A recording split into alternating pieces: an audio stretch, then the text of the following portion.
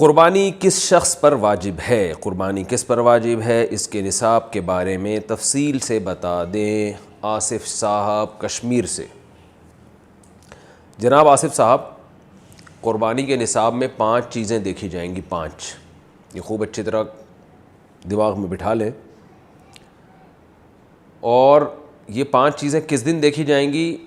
بقرعید کی صبح صادق، یعنی 10 ذی الحجہ کی صبح صادق سے لے کر 12 ذی الحجہ کے غروب آفتاب، یعنی یہ جو 3 دن ہے نا قربانی کے، 10، 11، 12، ان 3 دنوں میں کوئی شخص صاحب نصاب ہو تو اس پر قربانی واجب ہے۔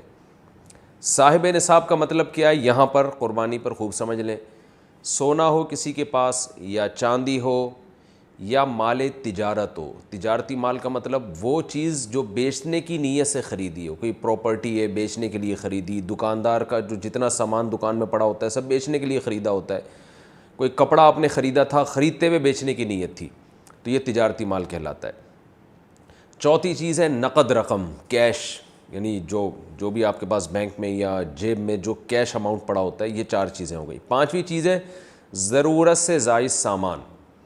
ضرورت سے زائد سامان میں بہت تفصیل ہے، آسان اس کی ایک جو ہم اگر ضبط کر سکتے ہیں تو وہ چیز جو پورے سال بھی استعمال نہ ہوتی ہو، گھریلو چیزوں میں وہ چیزیں جو پورے سال بھی استعمال نہ ہوتی ہوں، جیسے کپڑے کوئی یا برتن ہے، ڈنر سیٹ ہے، پورے سال استعمال نہیں آتا۔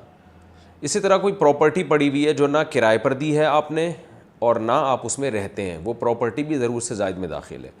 تو یہ جو 5 چیزیں ہیں، کسی کے پاس یہ 5 چیزیں، ان کی جو ویلیو لگائی جائے گی تو ان 5 چیزوں کا مجموعہ اگر 52.5 تولہ چاندی کے برابر ہے، 52.5 تولہ چاندی آج کل 65-70 ہزار کے لگ بھگ ہے، نیٹ پہ سرچ کر لیے گا، تو کسی کے پاس یہ 5 چیزیں، یا 5 میں سے 4 چیزیں، یا 4 میں سے 3 چیزیں، یا 3 میں سے 2 چیزیں، یا کوئی ایک چیز 52.5 تولہ چاندی کے برابر ہے، اور یہ بقرعید کی صبح صادق سے لے کر ذی الحجہ کی 12 تاریخ کی غروب آفتاب سے پہلے تک رہتی ہے اس کے پاس، تو ایسے شخص پر، یعنی بقرعید کی صبح صادق کے وقت اس کے پاس یہ نصاب موجود تھا، اور یہ 13 تاریخ کی ذی الحجہ تک اس کے پاس یہ نصاب موجود رہتا ہے، تو وہ صاحب نصاب کہلائے گا۔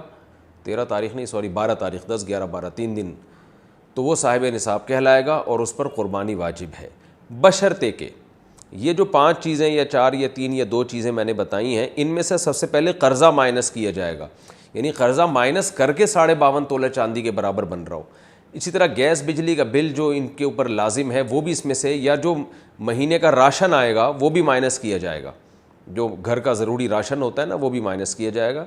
مائنس کرنے کے بعد اگر 52.5 تولہ چاندی کے برابر رقم بچ رہی ہے تو ایسے شخص پر قربانی واجب ہے، چاہے مرد ہو چاہے عورت ہو۔ تو عورت کیسے قربانی کرے گی؟ سونا خواتین کے پاس بہت ہوتا ہے، چاندی ہوتی ہے، چاندی نہیں بھی ہو تو سونے کے نصاب جو ہے اس کے ساتھ اگر 1 روپیہ بھی ہے تو وہ بھی 52.5 تولہ چاندی کی قیمت دیکھی جائے گی اس میں بھی۔ تو عورت کیسے قربانی کرے گی؟ اس کے پاس تو کیش نہیں ہوتے عام طور پہ، تو پورے سال جمع کرے، تھوڑے تھوڑے اپنی جیب خرچی سے بچایا کرے، یا سونا کو بیچ کر کرے۔ البتہ کسی کے پاس صرف سونا ہی ہے اور یعنی باقی 4 چیزوں میں سے کچھ بھی نہیں، 1 روپیہ بھی نہیں ہے، تو پھر 7.5 تولہ سونا جب تک نہیں ہوگا قربانی واجب نہیں ہوگی۔ یعنی سونے کے ساتھ اگر چاندی ہے یا پیسے ہیں یا تجارتی مال یا ضرورت سے زائد سامان ہے، پھر سونے کی ویلیو دیکھی جائے گی، سونے کو نہیں دیکھا جائے گا۔ لیکن اگر صرف سونا ہی ہے تو پھر 7.5 تولے سونے سے کم پہ نہ زکوٰۃ ہوتی ہے نہ قربانی ہوتی ہے۔ تو یہ ہے، تفصیل سے آپ کو بتا دیا۔ تو آپ چاہیں تو اس میں ایک گائے میں حصہ لے لیں، چاہیں تو بکرا لے لیں، چاہیں تو دمبا لے لیں، مرد پر الگ واجب ہے، عورت پر الگ واجب ہے، جو بھی صاحب نصاب ہوتا ہے۔